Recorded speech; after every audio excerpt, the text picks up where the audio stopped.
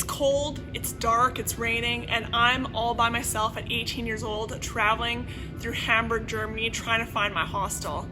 You see, I'm supposed to be meeting my brother at this hostel, but before I meet him there, I have to get there first using this printout map. Eventually, I do find my way to the hostel, and I'm just waiting for my brother to arrive. But time keeps going on, and my brother still isn't there.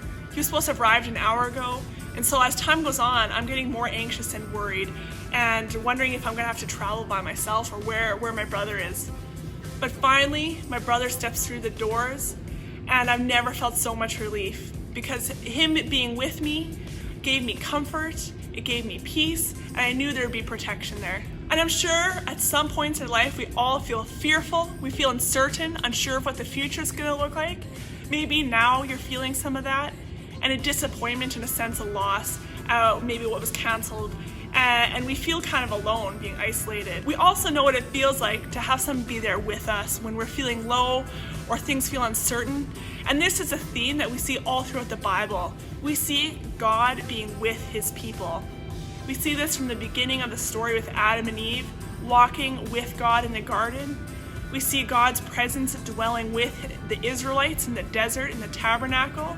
Then as they move on to the promised land, we see God's presence in the temple amongst his people. And then we see this theme of God being with his people being fulfilled in Matthew through the birth of Jesus Christ. Matthew 1:22-23 says this: "All this took place to fulfill what the Lord had spoken by the prophet. Behold, the virgin shall conceive and bear a son, and they shall call his name Emmanuel," which means God with us. It's in Jesus' name, God with us. As we continue throughout the story of Matthew, we see God developing this theme of being with his people through the person of Jesus Christ. Jesus came to earth to be with us physically, to understand our suffering, to understand our pain, to understand the joys. How can we go into this week leaning into knowing that God is with us through all the uncertainty and through all the chaos?